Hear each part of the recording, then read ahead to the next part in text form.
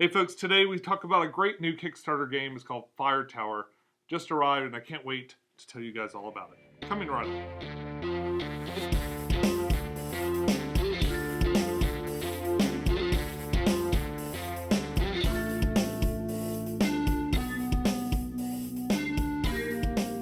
Hey YouTube, this is Pecktec and I wanted to tell you about this game I just got. It's called Fire Tower. It plays 2 to 4 players. It's for 14 and up, and it plays in 15 to 30 minutes, it says right here. That changes a little bit. That's, I think, largely dependent on the player count. Playing on a good 30 minutes with this game, unless somebody gets extremely lucky or maybe they're better at it than I am. This is entirely possible, of course. Now, I tend to go for miniature games and stuff. I'm talking like the Zombicides, Nemesis, several of the games I've talked about on here already. But really, I've grown to really appreciate kind of a wider variety of board games. And while I was kickstarting stuff in my little kickstarting spree last year, I came across this and I was instantly compelled. Of course, the person that made this has likes to do stop motion animation and has tons of really cool stop motion animations and stuff to add to this, and even a whole instruction video for how to play this, just all based on that stop motion. Which kind of makes it a fun way to learn Fire Tower, so this isn't going to be a rules video at all. What I thought would be fun is just to kind of set it up and show you what it's like, tell you about it. Definitely go see their video for the rules, alright? Let's take a look at it all set up. Ah, there we go. It's all set up for a 2-player game. Let's take a look. Okay, so here are the basic contents of the game. Of course, you've got fire tokens, which are these cool little plastic tokens that fit into these squares along the board. These are actually Zen bins. That was another Kickstarter item, but it pairs nicely with this. Both their little token tray and one of these little card trays is a nice little $2 upgrade if you decide to get this. The other thing you have are these action cards. Some are like water, some are fire, some are wind, and basically you use these cards to manipulate the flames on the board. Now the object of the game is to get to the other person's fire tower and put a flame marker right here in this last little spot. The first person that does that burns this guy out and takes their cards, or some of their cards. The cool thing that they added to this was a couple of these little things, which can be also just playing for us if you turn them a certain way.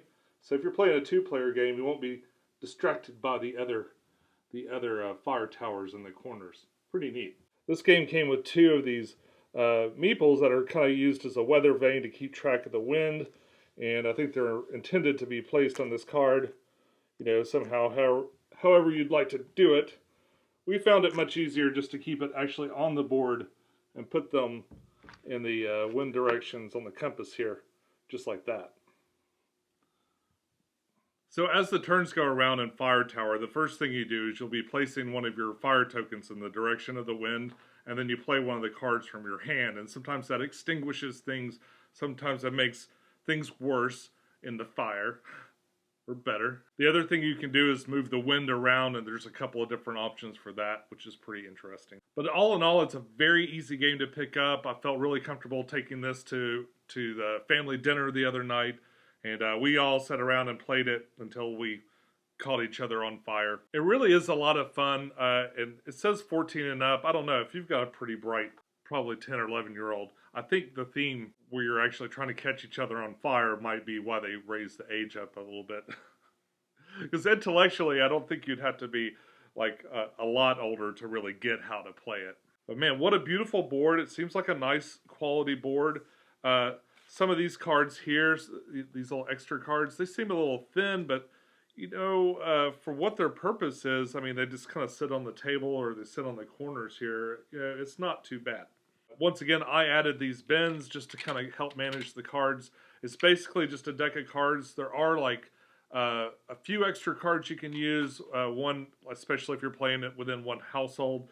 One where if you won the last game, you get this card as sort of a special ability for the next game. There's also one Firestorm card, which is like kind of a random event that'll happen that you put into the deck as well.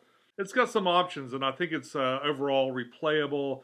and I think it's going to have I don't know. I think it's a nice fun one to break out. It's really easy to pick up and play. It doesn't take up a lot of space on your shelf. Doesn't take up a lot of space on the table. I played my first 3 games of this on our ottoman in the living room. It's nicer on a table to be able to spread out and like put a whole bunch of tokens over here or whatever. But you can play it in a really small space if you want to. That's it. Real short but sweet. It's Fire Tower. It should be available for retail really soon. When it does, I'll be sure to put a link down below where you can pick it up. That's all for today. I just wanted to show you this game. I think it's really cool. I think you guys are going to like it. We'll be back soon with more board games. Until then, I'll see you later. Bye-bye.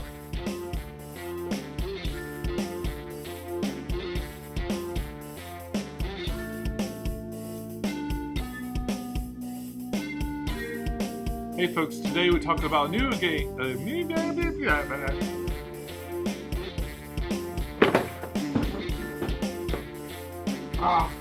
Fresh off the Kickstarter griddle of fun.